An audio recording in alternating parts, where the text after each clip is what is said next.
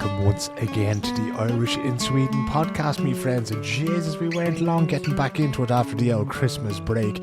It is Monday morning as I'm speaking to you, and if you're a regular listener to this podcast, which in fairness you should be, because it's fucking great, lads, right?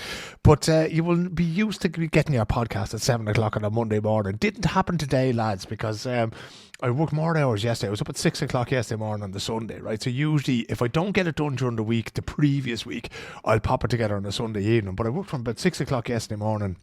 Some of you will know, I work a lot with sport.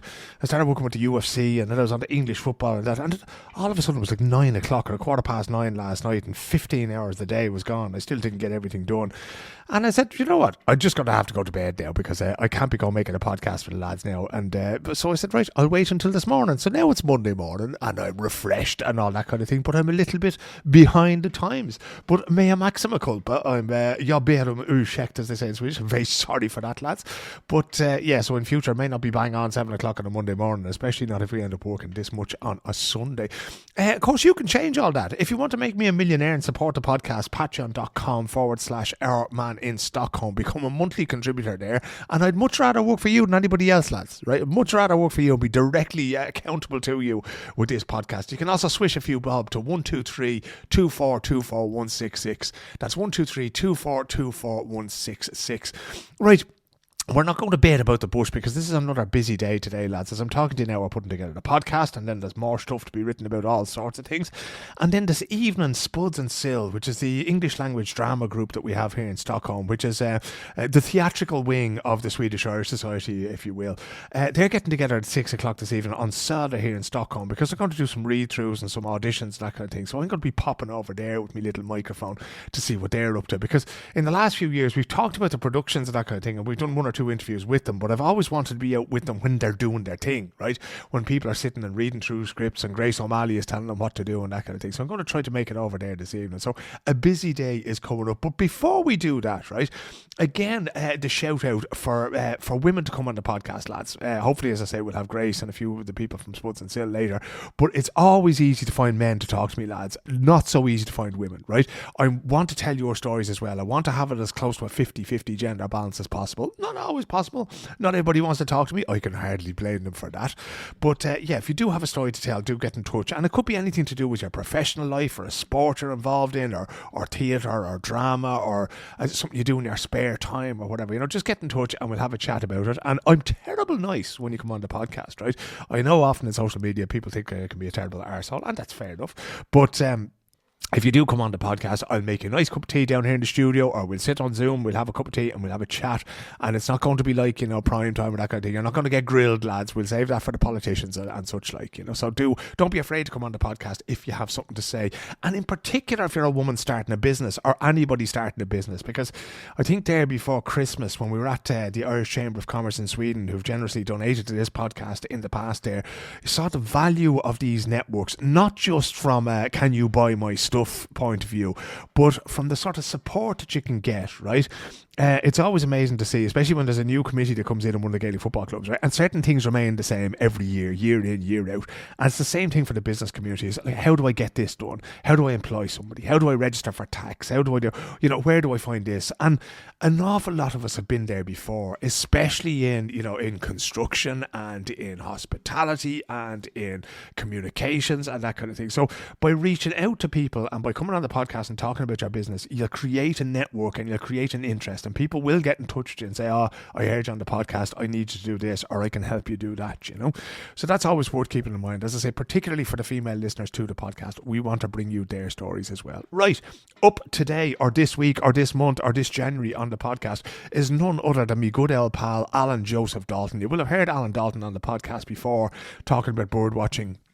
And he has set up his own podcast, right? Now, I'm all for the competition, lads. I'm sure that you'll enjoy Alan's podcast, Bird Acoustics, just as much as you enjoy this one, right? Bit of a different thing, because what Alan does is he makes recordings of birdsong and he places them out around the place. Now, he's sent some recordings of birdsong to me that I'll drop in, or I might use one after the podcast. I actually don't have the time to sit down and find the right bird to put with the right thing that he's talking about at any given time, But he gave me some tremendous recordings of it, and it's a fascinating fascinating subject, and it goes hand in hand with so many other things, right? So he might be talking about birds and bird watching and that kind of thing, but he's also talking about nature and about taking time for ourselves and about going out and enjoying that nature in a sustainable way, and what we have to do so that that nature will be there for our kids and our grandkids and our great grandkids as well. So he came by the office, by the little studio here at St. Eriksplan here in Stockholm recently, and we sat down and we had a lovely cup of tea and we had this chat that you're about to hear now. So here you go. This is Alan Dalton with his new podcast, Wild Bird Acoustics, right? Look him up on Facebook, Alan Joseph Dalton, Wild Bird Acoustics, and I might even throw the link to the podcast in the show notes if I remember. But here he is, the Bald Alan, talking about the birds and everything else. For the birds he is, for the birds.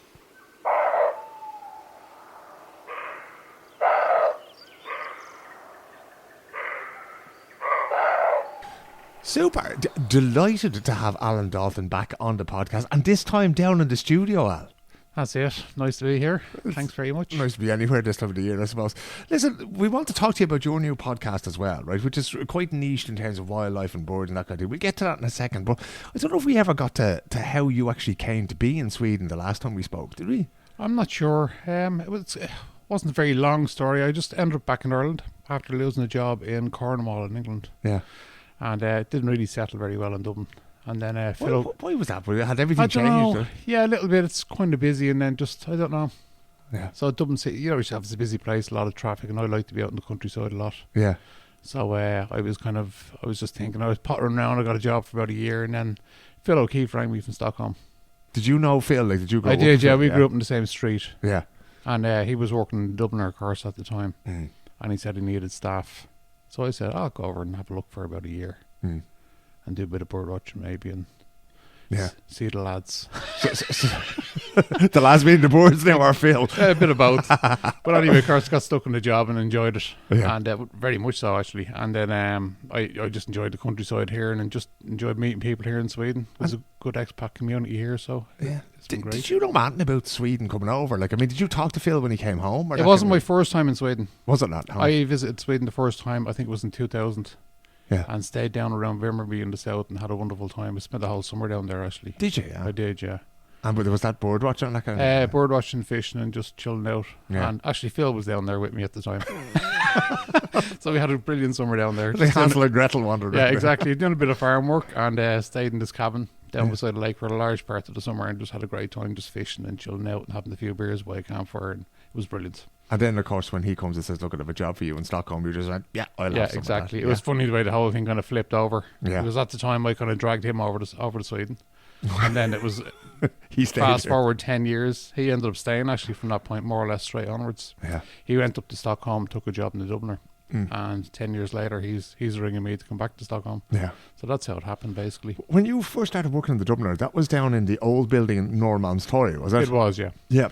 What was the difference between that and when they moved up to Holland or Gotham? Because the Dubliner was, for the last 20, 25 years or whatever, or more, Ronan Morgan, Phil, Mick, yourself, that was just a classic, Kevin, that was just a classic Stockholm Irish pub. It was the Stockholm Irish pub. Yeah, it was a great place. I mean, pretty much the same staff in both venues, actually. But I don't know what it was about the old place. It had a bit more, it was a little bit darker, dare I say, a little bit more seedy.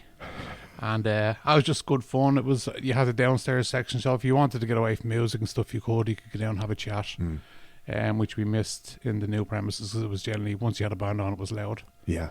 So it was nice to be able to get away from the music, and as well to work down there some nights, just have a change. The restaurant as well was a different section. Yeah. So it was a bit more varied work-wise. You could be working in the main bar, you could be downstairs in the Horseshoe Bar. Yeah. And of course, back in those days, there was, big crowds in the place. Yeah. Music every night of the week. 7 nights a week. Yeah, the crack was 90s, you might say. Jesus. So it was hectic, but it was great fun. Yeah. I mean, back then, there was a sort of a generation of us who arrived over around that sort of 3 or 4 year period, when you arrived as well. And it was a bit mad, wasn't it? It was hectic. I mean, you were meeting people every week, that just arrived. Yeah. And some of them you wouldn't realise that you'd be meeting people who you were going to know for the next 20 years. It's unbelievable. It would just be a chap standing at the bar or a lady standing at the bar. You'd be like, how's it going? I just arrived off the plane. And little did you know, like 20 years later, you could be best mates with these people. You'll be still hanging out with them. Yeah, eh? exactly. Yeah. I remember meeting Farrell, meeting yourself there, meeting Jim Kelly from Longford there, and that, Yeah. and all of a sudden, and you kind of, when I moved over at that time, you know, you were thinking, geez, you were hoping that you would know these people for, you know, a few years and help you settle in, you know. Yeah. Did you often get Larry's coming up to the bar and going, oh, you know, is there any chance for a job? Is there, like, did that Yeah, happen? all the time. The whole time, yeah? It was regular. That was a constant thing. Looking for places to stay, looking Yeah. for jobs. You know, where I might get some work. Yeah. Any jobs going. Sometimes you know something you might send them on, or you know you might know somebody who had a spare room, so you'd Yeah. help people out as you could. You know. Yeah. It's gas So- because it became sort of like, you know, you have the London Irish Centre in London, Yeah. and that was just the Dubliner and Stockholm was that kind Yeah. of place. Like, just But that's a going very common thing, I think, with Irish pubs around Yeah. the world. Yeah. You know, that people will come into kind of established Irish pubs looking for kind of just directions or a heads up, and to meet people and just make contacts. Yeah. I think it's quite common. You mentioned when you came over here, you came over for that summer first in Vimmerby, and then you came over here and you thought about staying for a year. What was it that kept you here after that, though? Well, I settled into Dubliner very, very quickly, and I just enjoyed it. You know, when I had time off, which I had quite a bit of time off because it was very flexible as well, which I liked about the job. So if you wanted like a Tuesday, Thursday, and a Saturday off, you could get it. Yeah. And then at the weekends, I was fishing. Well, I say the weekends, it could be midweek, but I mean fishing, bird watching, and the bird watching here is fantastic, and so is the fishing. Yeah. So I mean, it's, you know what Stockholm was like. You take the train for 20 minutes and then you're out in the middle of nowhere. Yeah. And it's brilliant like that. It's like Nacka less of all than these kinds Yeah, of and places. at first, I spent a lot of time out in Tirza. Yeah. We were living in Haninge. That's quite a nice area. Mm. At the time, it wasn't so built up. Yeah. So it was just fantastic. A different world, really. And Do you, I mean, not to use as sort of a bird watching pun, do you spread your wings outside of Stockholm very much still? I know you're up in the north of Sweden. yeah, I where spend you a lot have of time in Västerbotten in the summer, Yeah. and now I go up every year for a week or two in the autumn as well. Do you, yeah? Yeah, and I'm planning to spend a bit more time north. That's kind of, Yeah. and hopefully I'll try and expand down south now as well. I'm getting more interested in going to places like sort of Åland and maybe down towards Falsterbo this year. Yeah. And just, you know, it's slightly different down there. Well, I'd imagine it is. When you Yeah. mention Åland now, which is an island between Finland and Sweden, so it's part of Finland but it's Swedish speaking. But there's a remarkable landscape there. It's very flat. Yeah, everywhere is different in that kind of way, and you'll get different kind of bird life there as well. You get all A that little going bit, on. yeah. Just before we go on to the birds and the podcast that you've started now, which is absolutely fascinating, by the way, you left the pub business, right? Because I think we all sort of got too old for that. Yeah, in the exactly. end. it was more an age thing, you know. Yeah, we aged out. I mean, I met my wife Linda probably it was probably 4 years here. yeah. So, but I mean, I was still like almost, I think, 15 years in the pub after that. And I seen so many lads coming in and, you know, meeting girls, and the relationship starts to get serious, and then it'd break up, you know, and Because you're wandering in at 4 or 5 yeah, you know, morning. it sounds, I mean, we were all young and stuff, so it was normal. You didn't finish work till 4 o'clock in the morning. So if you finished on a Saturday at 4 in the morning, you sit down and have a few beers. And it wasn't for everybody, you know. Yeah. It certainly wasn't for everybody's partner. I can tell you that. That's one way of putting it. Probably went through a few of them doing that. Yeah, you but know. Lynn was very patient, and she understood. Like, I enjoyed the job. She knew all the lads in the job as well. She liked them all. So, But back then, when I was playing music in the pubs back then, it was that thing of like, you know, you'd be there until late, and then you'd have a couple of drinks, and then you go to bed, and then you get up, and it'd be still dark. yeah. You know, like, Or in the summer, it'd be bright. that was even the other worse. downside of it. Kind of thing, you know. Walking out there in the morning, go, God Almighty! I mean, it was bright by 3 o'clock. I mean, you know, we'd quite often be walking home after a couple of beers at 6 o'clock in the morning, Yeah. and the sun beaming down. You know. And you'd be recording bird song as you. Yeah. As Or you go sometimes along. I'd bring a fishing rod to work with me, or Would you, yeah? my gear with me, and go straight out after work. That's probably on the smartest occasion. thing to do, all right, yeah. The last time we spoke on the podcast, we spoke about your love of wildlife and bird watching, that kind of thing. And since then, you've launched your own podcast. I think it was actually New Year's Day that you published the first couple of episodes, was it? Yeah, it was. I published the first 2 episodes. Episodes on the 1st of January. Yeah. Where did the idea come about? Were you listening to the Irish in Sweden podcast, Alan, and you went, I need in on I that was, action? Phil, yeah. That's exactly where it came from. It's really different somewhere. But anyway. Not to say that I don't listen to the podcast, it's great. But no, I've been recording now since 2012. So obviously that's led to a large collection of audio. Yeah. And it gets to the point where you say to yourself, what am I actually going to do with all this audio? Yeah. And I do use one database, a public database for some of it. And then you start to worry about, you know, why am I putting all this out there kind of free of charge? Shouldn't I do something with it? And the idea came to me a couple of years ago about a podcast. Because, I mean, it's audio, it's it lends itself beautifully to the medium. Yeah. So about 18 months ago, I'd been thinking about it for a while, and then I thought, what I'll do is, for the meantime, I'll just start putting like sound magazines together. Yeah. Like sort of 15 to 30 minute sections. Yeah. And I'll store them, and then I'll come back to this later. And that's how it began, really. Because you put a few of those clips up on Facebook and on various social media, didn't you? Yeah, one or two smaller kind of. In the beginning, I was just experimenting to see what was the best format, and how long they should be, how long the audio should play for. Because I think it's quite nice to leave it on for 2 to 3 minutes sometimes if it's a nice recording. Yeah. And that would be an idea that I have, that if people want to just relax and listen to some nice relaxing audio of birds singing in the wild, I can just leave it on for 2 to 3 minutes at a stretch. Yeah. And you'll sort of introduce it and say, okay, this was recorded in this place. This is what I was looking for. Exactly, yeah. So I have regular kind of sound magazines, if you want to call them that. Yeah. So maybe 20 minutes, 30 minutes long. And I talk people through each recording. Maybe I'll just sort of say, like you say, what species it is. If it's just a dawn soundscape or, a dawn chorus, I'll just explain that. I might say where it is. If there's anything unusual about the recording, if there's other species in the background, I'll just let them know what they are, and just so there's no confusion as to what the main species is. I mean, the practicalities of how we do these things, like, every week I hope to get somebody in front of the microphone you're sitting in front of now, or on Zoom or something, and I do my interview and I put it out. When you record, right, you have a tendency to sort of put your mics out somewhere and sort of go home, for a few hours, or do you just sit there and wait for something to happen? A bit of both. There's a bit of both. I do. I record in the field all the time, but I passive and active recording. Yeah.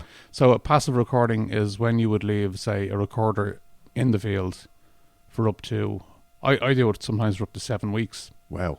I have 2 listening stations now in Sweden. One is in Västerbotten, one is on Landsort, which is south of Nynäshamn. And they sit basically on roofs of buildings, and they record for all of the hours of darkness and the first 4 hours of every day.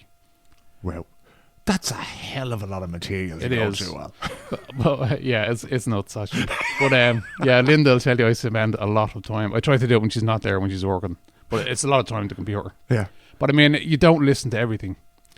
So what you do is you take the audio, so in hour long kind of chunks, you put it into software called Audacity, and you basically click through it. Yeah. And what you're looking for is spectrograms on the monitor. Yeah. So you get used to them quite quickly. It's like shorthand. And after a while, you'll actually identify species just by the look of them. Would you? So these sort of waves that are painted on your computer screen, exactly, that are rendered there, and you can look at that and you can go, that's this. At this stage now, yeah. I've had the listen station in Landsort. This is the 4th year. Yeah. And the one in Västerbotten now, it'll be in its 3rd year this year. So it's almost like a visual shorthand. Eventually, you get used to it so much that you can kind of go, oh, that's a redwing, that's a song thrush. Oh, I don't know that one. I wonder what that is. And then you click it and play on it.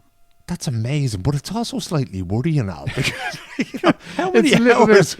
Yeah, you don't want to release the nerd too much, but it's just, when I first started doing this, it was all of that was new to me. I hadn't got a clue. Yeah. So you open up all these sonograms and you go, oh, everything is new, and you go, oh, what's that? But down in Landsort, for example, you can get up to 5,000 or 6,000 redwing in one night.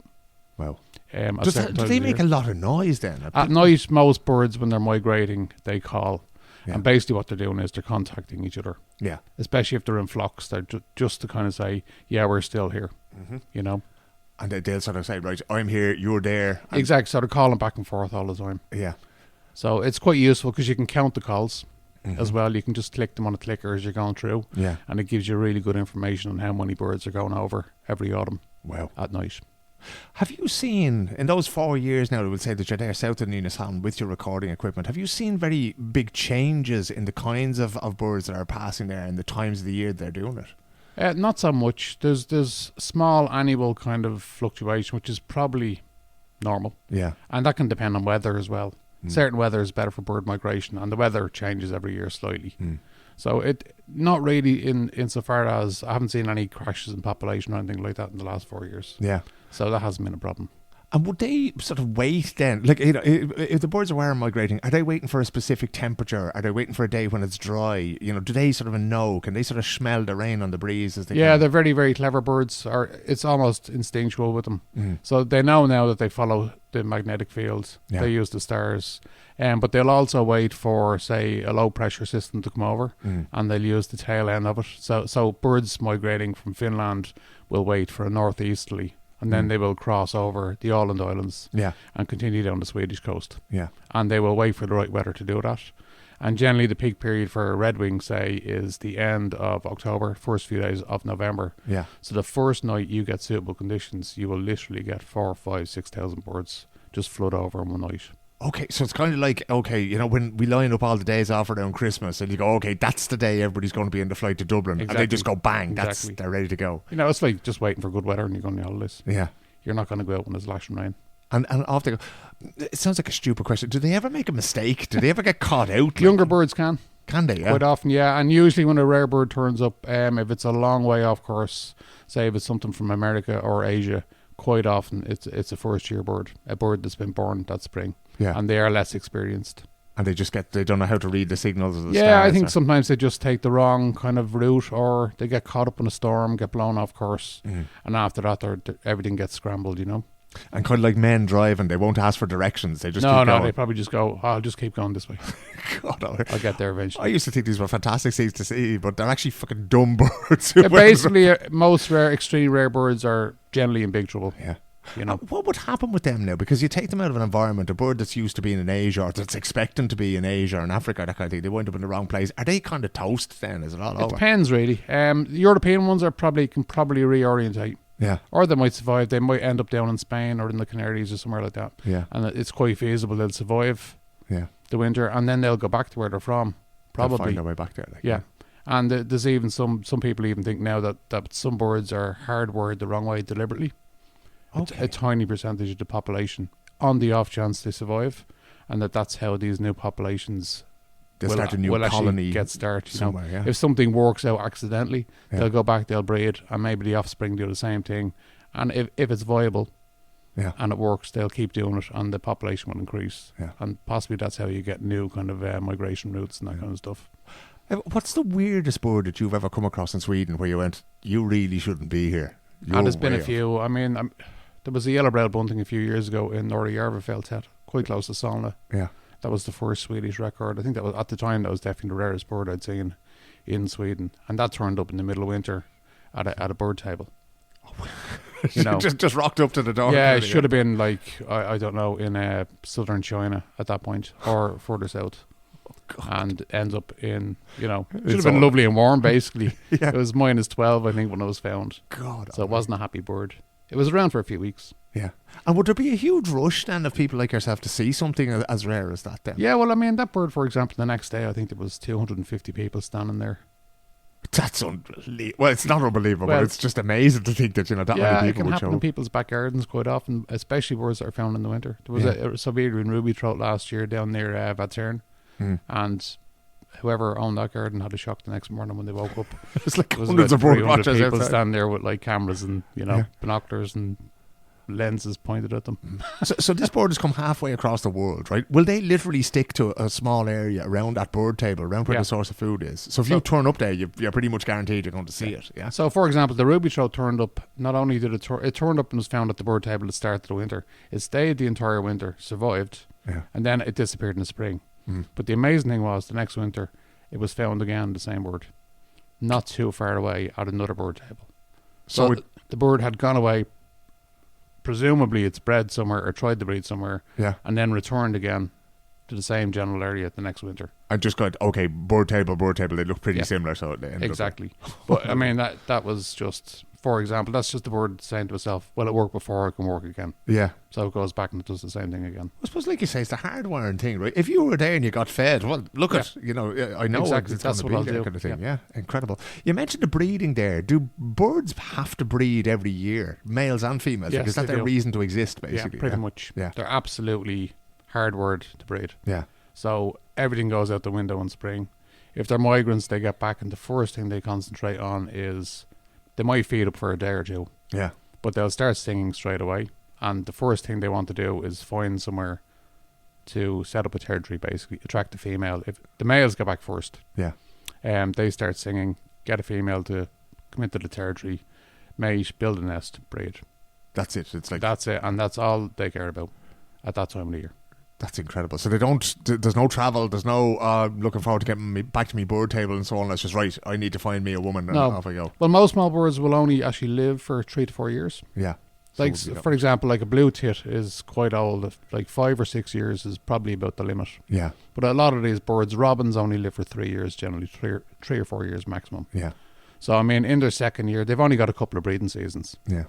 So they may have more than one brood as well. They probably have 2 or 3 broods. Yeah. Some species. Others will only have 1. So it depends on the species. When you say 2 or 3 broods, would that be in the course of one mating season? Yeah. If the weather is good and they can do it, they will. A lot of species will lay a second brood. Yeah. And just maximise kind of their offspring, their production basically. Yeah. Just to replace themselves. So then at the end of that breeding season, right, did they just go, right, you're on your own, I'm off back to my bird table and so on? Or in a lot of cases, yes. So most smaller birds, you would say warblers, flycatchers, robins, they don't. Once the young has left the nest, they will feed it for a few days until it's self-sufficient, and that's it. So literally a few days and then you're on your own. And if you're a migrant, it doesn't matter. You will have to find your own way to South Africa in the winter. So all of this is hardwired in birds' brains. Yeah. You know, it's not something that they don't take them down to South Africa and show them the way. Yeah. So come the autumn, say for example, blackbirds live here in massive numbers. Yeah. They'll spend the winter in Ireland, England, Central Europe.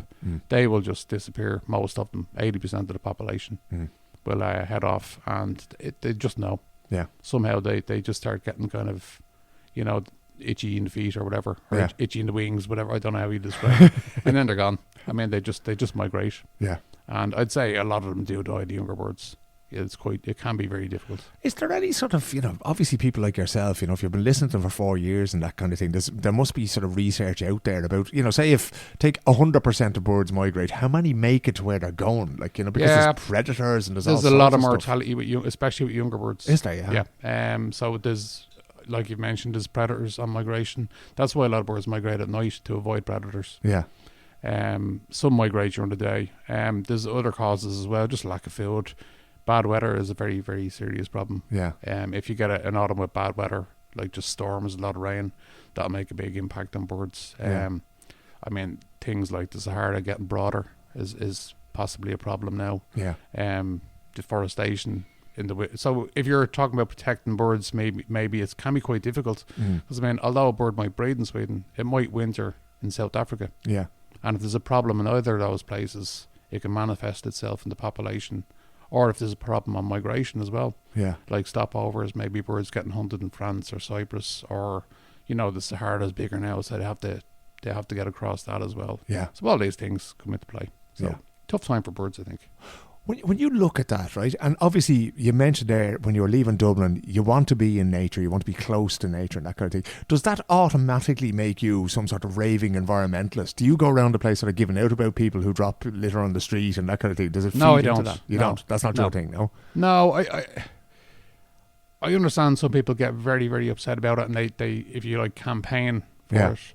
I just prefer to just keep an eye on things and, you know, do things like the podcast and maybe publish a few photographs. Yeah. You know, and I think that raises its own awareness in a way. I think most people are aware there's problems with the environment. Yeah.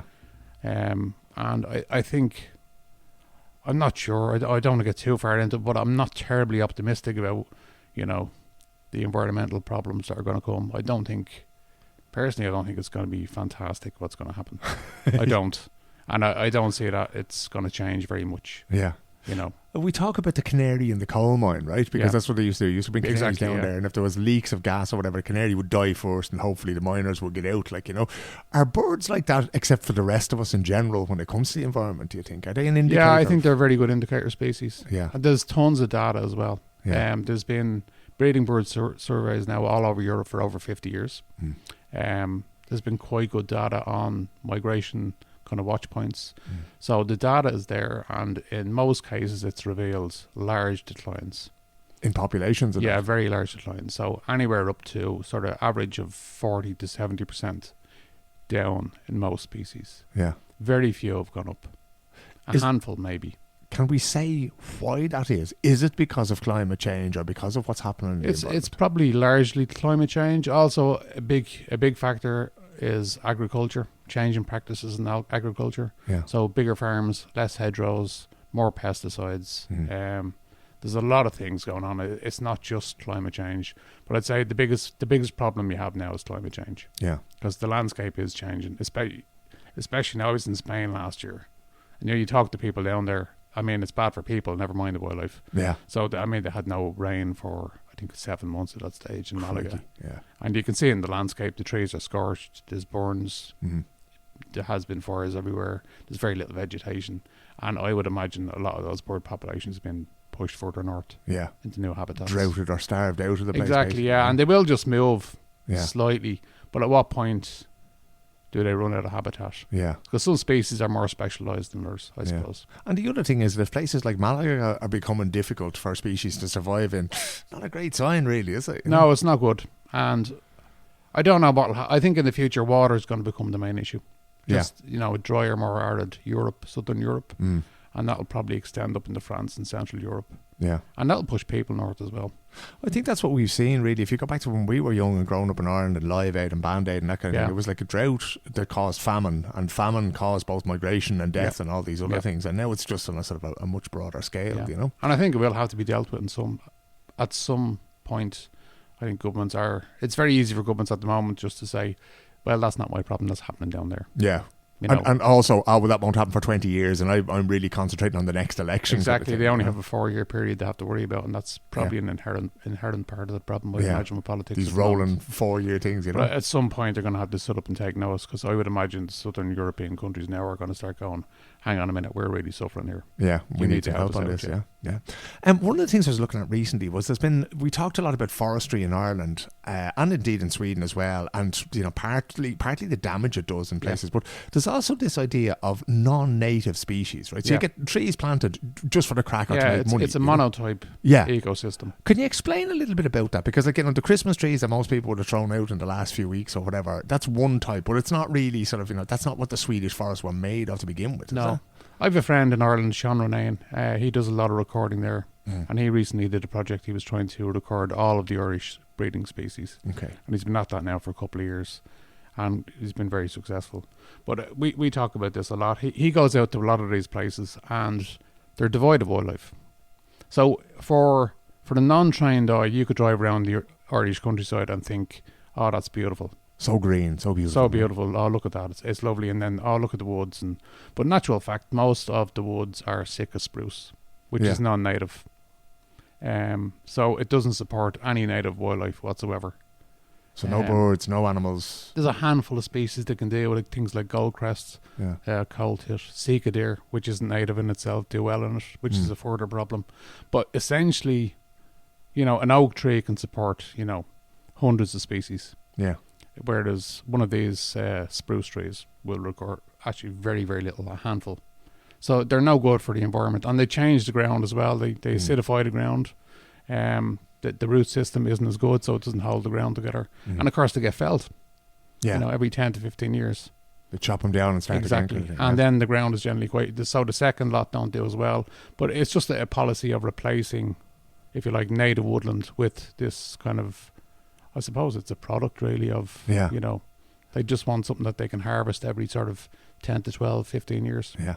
Do we need to sort of just start designating forests like listed buildings, or just go, look, we're going to have oak trees there, and then we're not going to have anything else. We're not going to have Sitka spruce. We're not going to have whatever else. Yeah, I know now in Ireland there's a big call now to rewild parts of Wicklow at the moment. Yeah. Because there's problems with erosion of the hills. The place is getting washed away. Yeah. And I know it has worked very well in Scotland. There's been several projects there, and it's incredible what can happen in just sort of 10 to 15 years. Yeah. The place just bursts. You don't have to do anything. You don't have to plant anything. You just have to leave it alone. That's the hardest thing to do as human beings, though, isn't it? We just keep wanting to fucking interfere in things. Yeah, but especially when it's privately owned, people want to, understandably, they want to make money off their land. Yeah. They purchased the land, they want to make money off the land. And it's the same thing with, raised peat bogs have been cleared now and all the peat's gone. But in Offaly, for example, some of the new Bordemona has flooded some of that land. Yeah. And last year, common crane returned to breed in Ireland for the first time. So something that simple. Yeah, you just let it flood and the reeds grow, everything comes back. I mean, the seeds kind of end up coming through birds who fly in.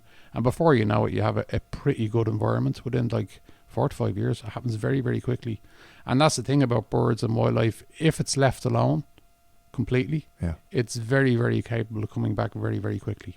So there is, I mean, I'm delighted that you've given us a little bit of light. No, there's a lot of hope there if things are left alone, but you probably need quite large areas to be left alone. But then I think you would have, if you left, say, a chunk of Wicklow, maybe 25 square miles, and just left it to rewild, after about 15 to 20 years, I would say people would realise this is incredible. You'd have a lot of visitors going there to see wildlife, and in that way it'd bring tourism back to that kind of area. So I think it's a longer kind of time frame of sustainability, and it's a different kind of way of managing your land. But it's in the long run, I think it makes a lot more sense. It might be the way to go. Yeah, exactly. In the long run for your podcast, what's the podcast called? The podcast is called Bird Acoustics. Bird Acoustics. And is the plan to do it sort of in seasons, do 6 or 8 episodes now and then more in the summer? Or how do you see yourself putting them out? For the moment, I had started the first couple. Obviously, I published the first 2 on New Year's Day, as you know. And so the first few episodes generally concern themselves with winter recording. Yeah. And I kind of figure I will kind of generally follow the seasons a little bit. Or get just ahead of them. So towards the end of winter, I'll start playing spring recordings. Yeah. Just to get people thinking about what's coming. And then in the summer, I will play like kind of more summer kind of seasonal stuff. But I think as it goes along, I'll probably get into other things. Like there will be interviews with other sound recorders. Yeah. And naturalists from around Europe. Yeah. And some experts on bird song. And just a bit of general chat, because I think people enjoy that as well. Where else can people go in Sweden and in Ireland who might be listening to this if they're interested in getting into bird watching? Because every time I sit down with you to talk about this, I'm blown away by how much you know about birds and fish and the environment and all sorts of things. So it can be daunting to get into. What's the best way? Is it to listen to your podcast and to talk to people like yourself, or how should people go about educating themselves? I mean, you can always get out into the countryside. It's good to go to established reserves. Yeah. Because generally, you'll have walkways, towers set up, especially here in Sweden. There's plenty of reserves in Ireland as well. Some of them are very well managed now. And the good thing about that is you may meet other people out. Yeah. And if you don't know an awful lot, you should actually probably, in Ireland, you have Birdwatch Ireland. Yeah. Probably join them. And they organise, educational meets, and they'll bring you out bird watching. They'll point things out to you, show them to you. And the same goes in Sweden here. So you can find some organisations and go out and organise with meetings, which will be led by, experienced bird watchers. And things will be pointed out to you. Yeah. And, basically slideshows and events as well, they do as well. All kinds of educational stuff, and you can teach yourself quite a lot as well. Yeah. Get yourself a bird book, just go out into the field, have a look, get yourself a pair of binoculars and learn slowly that way. And I suppose the podcast as well is just a way of educating people as well, so they can listen to regular sounds and learn them. I mean, you can open your window and just have a listen out and start that way. These aren't things like you're not putting out, this is the rarest bird I've ever heard, because they're never going to hear that, or maybe it might take them years to hear it. So it's fairly everyday things. The vast majority of the recordings will be what I find on the average day out. So a lot of common species. So I won't be concentrating on rare species because it's not really any good to anybody. Yeah. So it's, maybe a day in the woods, do a piece on that. I might do pieces of, I already have, of, a day in the field. So where I'm actually recording in the field and commentating as I go along on the day itself. And it kind of gives people an idea of what it's like to get out bird watching for a day and record some nature. Where can people find the podcast? You can find it anywhere. It's on Apple Podcasts, Spotify, Buzzsprout. So I think it's pretty easy. Podbean is another one. Yeah. So all the regular kind of all the outlets. Good podcast problems, and even some of the bad ones. Well, yourself, it's great. You can just get onto Buzzsprout these days, and they do all the work for you. Yeah, exactly. Just click a few buttons. So it's out there now everywhere. So it's Bird Acoustics, and that's it. On Spotify, on Apple Podcasts, on Google Podcasts. Yeah, you'll get it on your phone, no problem if you have a look around. Fantastic. Just have a listen and get yourself out there, get recording, get looking at these yourself. Alan, it's been brilliant as always. Thanks so much for coming in. Not at all. Thank you for having me, Phil. It's been great.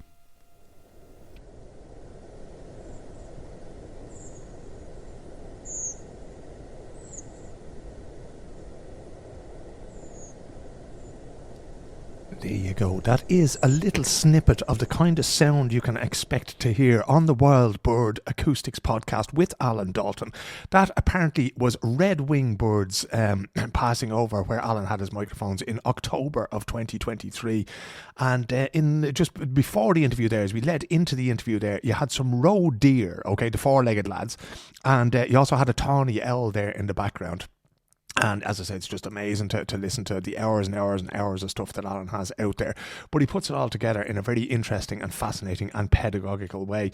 That is it for this week's lads. There's all sorts of things going on. I can't keep up with myself. I'm going to be Brian O'Connor later on in the week. He has a new album coming out. Sharon Buckley, now known as Sharon Larson, she now, I think herself and her husband Mickey, they put out a song over the weekend there. I'm going to have to try to dig that out as well. I saw that on Spotify, it popped up on Facebook and all over the place there. So I'm going to have to talk to her and see what that's all about. As I say, Spuds and Sill are starting their production now for the spring, which is going to be going on in April and May there sometime. And of course, you know, as I mentioned, St. Bridget's Day, and we'll be getting into St. Patrick's Day, and no doubt we'll be looking for volunteers and all that for that. Actually, if you're above in Yavla, I meant to say it to you as well, we've been doing parades in Stockholm and now in Malmö for the last good few years, and God almighty, if we don't have enough lads above in Yavla there to be able to put together a bit of an L parade there on the Saturday, the Sunday, the weekend of St. Patrick's Day, that'd be a bit of gas altogether. And what a way it would be to make a sort of an impression on the local people there, you know, because it'd be unique if nothing else, lads. I can't imagine too many small regional towns in Sweden.